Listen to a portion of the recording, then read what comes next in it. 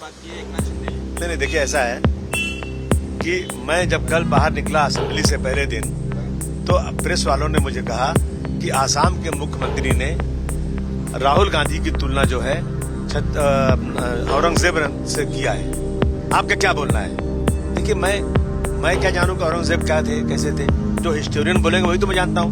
मेरे पास Satish Chandra ji, Audrey Truschke, doctor Rajiv Dixit, doctor Ram Puniyani, Awadh Ojha, Meena Bhargav, ऐसे बहुत सारे हिस्टोरियन के बयान मैंने सुना है। और जिन्होंने ये सब बातें किया, औरंगजेब के बारे में बड़ी तारीफें की हैं, उन पे आज तक कोई बैंड नहीं लगा। उसकी बुक को भी बैंड नहीं किया गया, उन पे कोई केस भी आज तक फाइल नहीं हुआ। मैंने उसी बात को दोहरा दिया। मैं जिंदगी में कभी सोच भी नहीं सकता हूँ कि मैं छत्रपति शिवाजी महाराज हूँ या छत्रपति संभाजी महाराज हूँ या डॉक्टर भीमराव अम्बेडकर हूँ या महात्मा ज्योतिबा फुले हों या राजश्री साहू महाराज हों।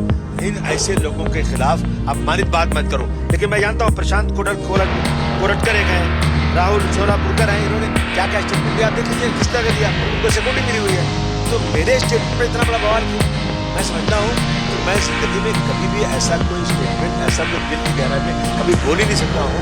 इन महाराज के जो लोगों ने इस महाराष्ट्र में इतने बड़े बड़े काम किए, सारे धार्मिक के साथ, सारे इंसान के साथ बराबरी किए, इनके खिलाफ मैं बोलूँ, मेरे ऐसे बोलने कभी सोच भी नहीं सकता मैं। लेकिन अगर इसके बाद भी अगर किसी को ऐसा लगता है कि मैंने इस तरह की बातें बोली हैं और जिससे किसी को आहत हो रहा है, तो मैं अपने स्टेटमेंट को वापस लेता हूँ।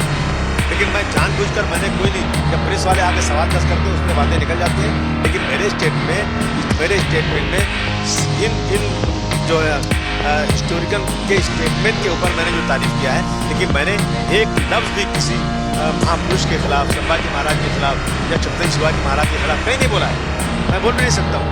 और बहुत असेंबली में बहुत सारे काम है, बजट सेशन चल रहा है और इस इशू पर असेंबली रोकना मैं समझता हूँ कि महाराष्ट्र की जनता के साथ नाइंसाफी होगी। नहीं तो मैं अपने पूरे स्टेटमेंट को वापस देता हूँ और मैं चाहता हूँ आज के बाद से ये बात खत्म।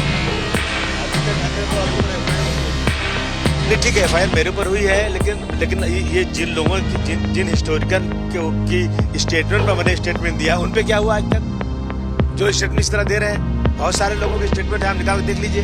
एफआईआर मेरे ऊपर करने का मतलब मैं एक अगर मुस्लिम कम्युनिटी का आदमी हूँ, इस तरह मेरे साथ आप जो है अलग बर्ताव करोगे और इन लोगों के ऊपर जिन्होंने इन महापुरुषों के खिलाफ खुल के बयान दिया, उन पे खिलाफ कुछ नहीं करोगे, तो मतलब क्या?